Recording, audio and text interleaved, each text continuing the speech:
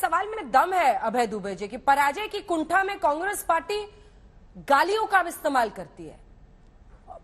मतलब जो जिस तरह से वो हुआ, मतलब इन बैड टेस्ट दिखा, इसीलिए पूछ रही हूं आपसे, क्योंकि हर कोई, मतलब इस देश की मीडिया से लेकर इस देश की अदालतें, इस देश में इलेक्शन कमीशन, सब आपको पूरी तरह से कॉम्प्रोमाइज लगते हैं और उस गालियां देते आप थकते नहीं है। पीएम ने खुद कहा, ये हम उनकी बाइट भी सुना रहे जो सुधांशु जी कह रहे थे, कि 2-3 किलो गाली रोज खाता हूं, यहीं से ऊर्जा आती है। बकना किसने प्रारंभ किया था अंजना जी? मैं उस डिबेट में जाना नहीं चाहता, वाकई मैं नहीं जाऊंगा। मैं तथ्यों पर और सत्यों पर बात करूंगा जो पवन खेड़ा जी ने रेखांकित की है।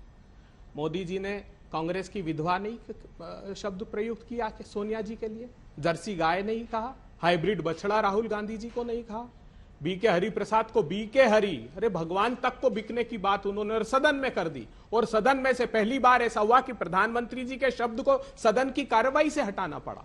मैं उस पर नहीं चाहता। आपने कहा कि सुप्रीम कोर्ट पर सवाल खड़ा किया हमने, चुनाव आयोग पर सवाल खड़ा किया हमने।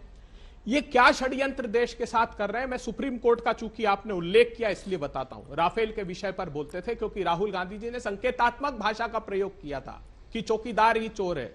अगर जो देश की चौकीदारी कर रहा है उसके संदर्भ का विषय तो मैं बता दूं कि सुप्रीम कोर्ट में क्या हुआ।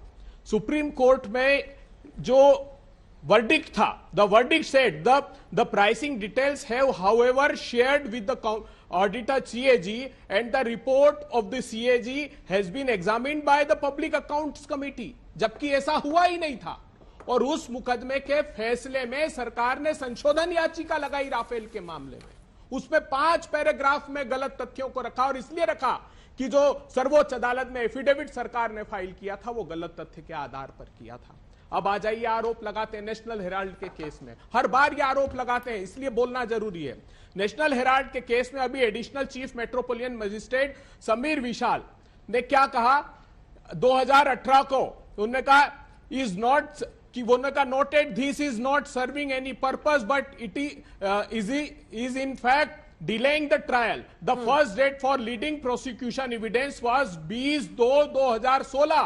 वो कह रहे प्रोसिक्यूशन एविडेंस के लिए 2016 में लगा था। 10-11 साल मुकदमे को हो गए, स्टे लेकर रखा है क्योंकि सत्य और तथ्य इन लोगों के पास नहीं। आप ये बता रहे हैं कि पराजय की कुंठा नहीं है कांग्रेस पार्टी में, उस कुंठा से कटुता नहीं। पराजय देखिए ना, मैं तो समझिए ना सर, इसको पॉलिटिकली तो एनालाइज किया जाएगा ना कि वहां पर रावण तक कह दिया मल्लिकार्जुन खड़गे ने, रावण से तुलना कर दी। उसके बाद गुजरात में क्या हुआ आपने देखा ही।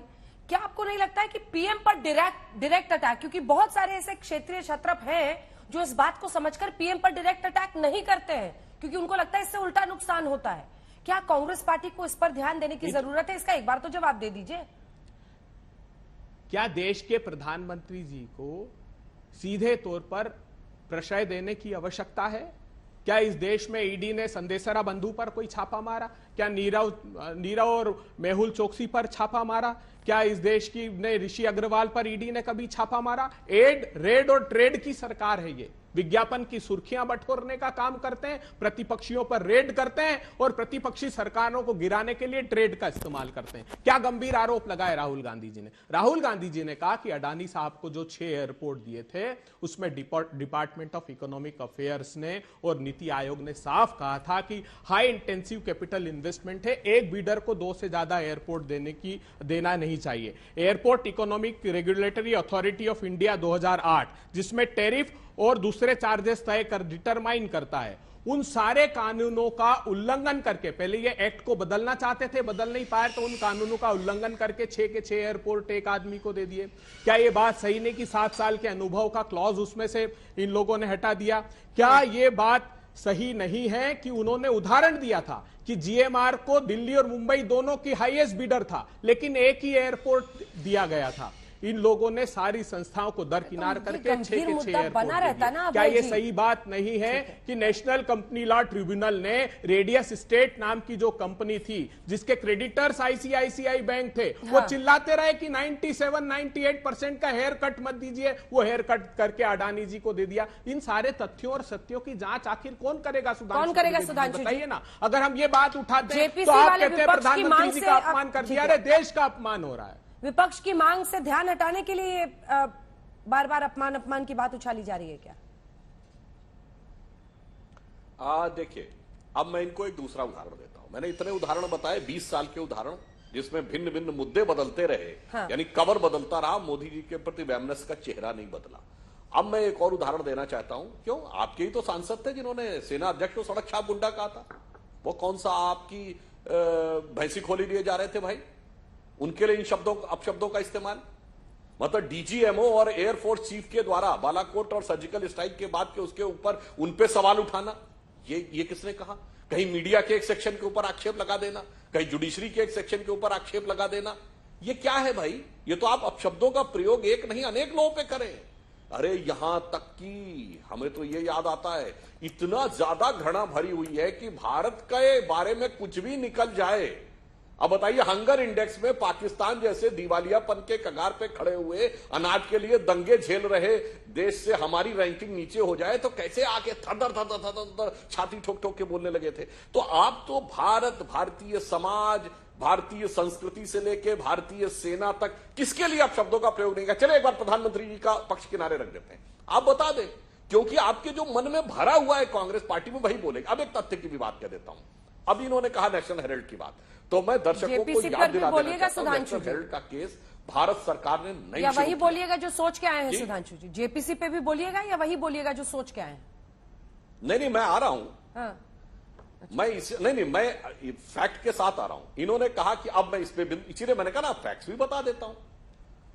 हम देखिए अंजना जी, हम तो इनकी स्थिति देखकर बोलते हैं, संदर्भ के संदर्भ में। अब इन्होंने बोला नेशनल हेराल्ड का केस हमारे दौर में नहीं शुरू हुआ, अक्टूबर 2013 भारत सरकार के द्वारा नहीं शुरू किया गया, हाई कोर्ट के द्वारा शुरू किया गया। और हाई कोर्ट के द्वारा शुरू होने के कारण दिल्ली हाई कोर्ट के ही कहने के ऊपर आपको, आपके दोनों नेताओं को बेल लेनी पड़ी।